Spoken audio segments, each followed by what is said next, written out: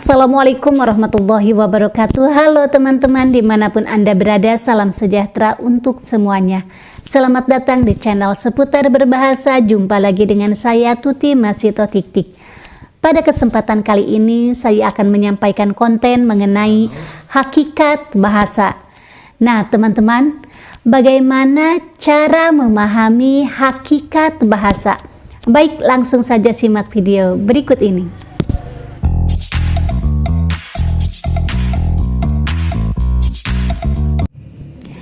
Ciri-ciri yang merupakan hakikat bahasa itu antara lain adalah bahwa bahasa itu sebuah sistem lambang berupa bunyi, bersifat arbiter, produktif, dinamis, beragam, dan manusiawi. Nah, untuk memahaminya saya akan menjelaskan ciri-ciri dari hakikat bahasa tersebut.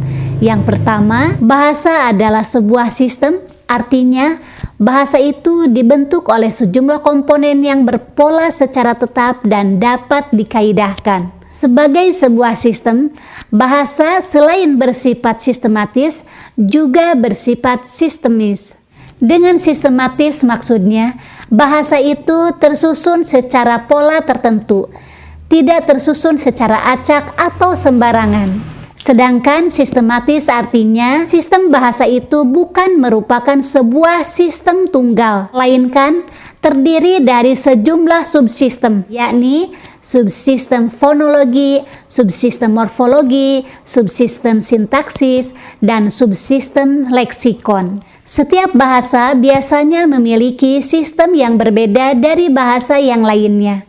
Oleh karena itu, lazim juga disebut bahwa bahasa itu bersifat unik, meskipun juga bersifat universal. Unik artinya memiliki ciri atau sifat khas yang tidak dimiliki bahasa lain, dan universal berarti memiliki ciri yang sama yang ada pada semua bahasa. Sistem bahasa yang dibicarakan berupa lambang-lambang dalam bentuk bunyi. Artinya, lambang-lambang itu berbentuk bunyi, yang lazim disebut bunyi ujar atau bunyi bahasa. Setiap lambang bahasa melambangkan sesuatu yang disebut makna atau konsep.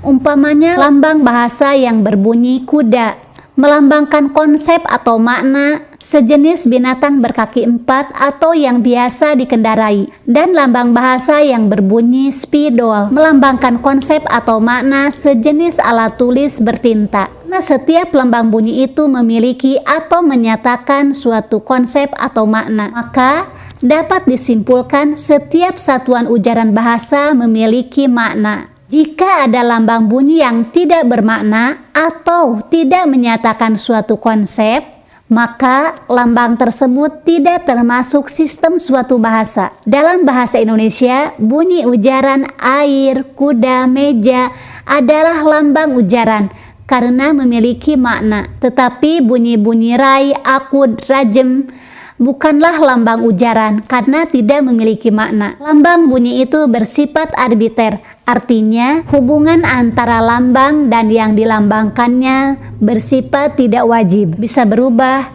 dan tidak dapat dijelaskan mengapa lambang tersebut mengonsepsi makna tertentu. Secara konkret, mengapa lambang bunyi kuda digunakan untuk menyatakan sejenis binatang berkaki empat yang biasa dikendarai adalah tidak dapat dijelaskan. Meskipun lambang-lambang, bahasa itu bersifat arbiter, juga bersifat konvensional. Artinya, setiap penutur suatu bahasa akan mematuhi hubungan antar lambang dengan yang dilambangkannya. Dia akan mematuhi, misalnya lambang kuda hanya digunakan untuk menyatakan sejenis binatang yang berkaki empat yang biasa dikendarai, dan tidak untuk melambangkan konsep yang lain. Sebab, jika dilakukannya berarti dia telah melanggar konvensi itu.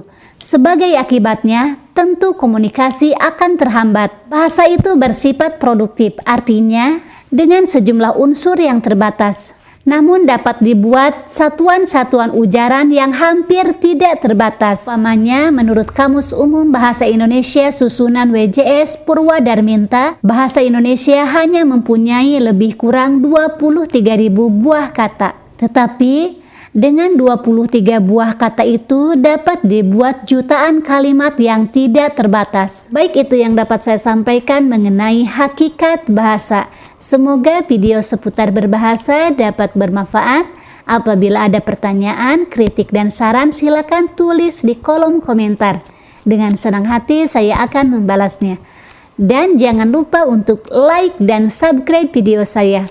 Sampai jumpa pada video berikutnya. Wassalamualaikum warahmatullahi wabarakatuh.